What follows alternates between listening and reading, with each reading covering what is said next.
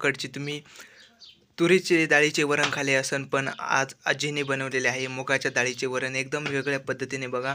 कढीपत्ता फक्त कोथिंबीरची कमी नाही तर डाळ पण एवढी भारी शिजवलेली आहे. एकदम कमी साहित्यामध्ये झटपट गावाकडची ही वरणाची भाजी तुम्ही करू शकतात. वरण खाण्यासाठी चपाती आणि मुगाच्या डाळीचं वरण एक नंबर खायला लागतं. ही व्हिडिओ नक्की बघा, तुम्हाला कळेल कसं आजीने बनवलेलं आहे. जवळजवळ 60 वर्षाचा अनुभव आहे आजींचा. सर्वांना आज आजी करणार आहे मुगाच्या डाळीचं वरण बघा. पहिल्यांदा डाळ काढून घेतली होती त्यांनी. अर्धा किलोचं पाकिट वाटत आहे ना आजी, अर्धा किलोचं पाकिट आहे. त्याच्यात पाणी टाकून आता पाणी काढून घेत आहे, म्हणजे ते डाळीमधलं धुवून घेतल्यानंतर म्हणजे चांगली वाटते डाळ. आणि आता याच्यात पाणी टाकलं डायरेक्ट शिजायला टाकायचे ना, लगेच चुलीवरती जाणार आहे आपली. बघा आजीने जवळजवळ एक तांब्या पाणी टाकलंय त्याच्यामध्ये कढईमध्ये, आणि चुलीवरती आपली कुकरमध्ये न शिजवता आई बघा आजी बघा आपली लगेचच चुलीवरती कढईमध्ये डाळ टाकून शिजत ठेवायला लागले पाणी टाकून. आजी बघा तेल टाकून घेते. तेल का टाकतात आजी? लवकर शिजण्यासाठी आजीने तेल टाकले आहे बघा. आता ही डाळ आपली चुलीवरती 15-20 मिनिटं तेल टाकून शिजवून ठेवायची, म्हणजे उती जात नाही जास्त.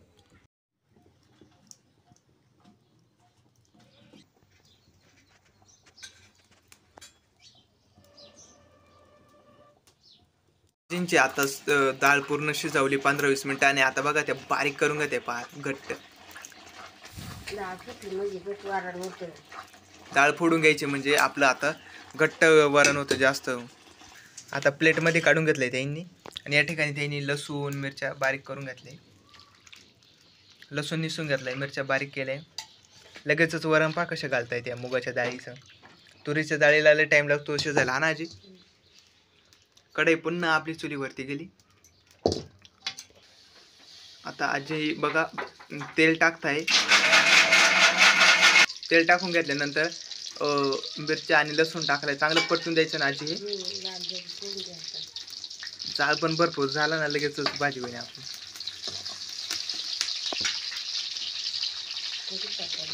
हे बघा आजीने कढीपत्ता धुवून घेतलाय, थोडेसे जिरे घेतले त्यांनी, ते पण टाकले आता फोडणीच्या वेळेस. अर्धा चमचा किंचित थोडीशी हळद घ्या, ती पण टाका. त्याच्यानंतर कढीपत्ता घेतलाय खोडून स्वच्छ धुवून. ही फोडणी द्यायचं काम चालू आहे बघा आजींचं. कढीपत्ता पण टाकून घेतलाय.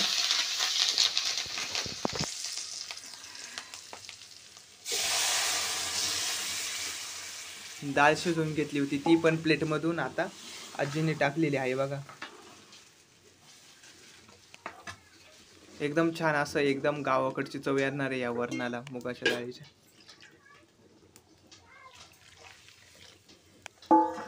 आणि आता याच्यामध्ये अंदाजानुसार पाणी ओतून घेतलंय. 5-6 माणसाची भाजी वरणार होती ना वरणाची केली. आता जवळजवळ आपल्याला 5 ते 10 मिनटं चांगली उकळून द्यायची, त्याच्यातला अर्क उतरतो. त्याच्यानंतर आजीने जवळजवळ 1.5 चमचा मीठ पुन्हा टाकलंय. वरणाची भाजी आता आपली उकळलेली आहे, आणि आजींचं लगेचच इकडं पीठ मळण्याची तयारी चालू झाली होती.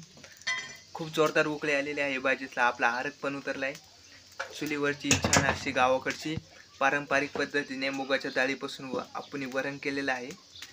ही भाजी तुम्ही अशी बनवली असेल तर कमेंटमध्ये निश्चित सांगा. मिळवा पुढच्या व्हिडिओमध्ये. जय शिवराय, जय महाराष्ट्र, धन्यवाद.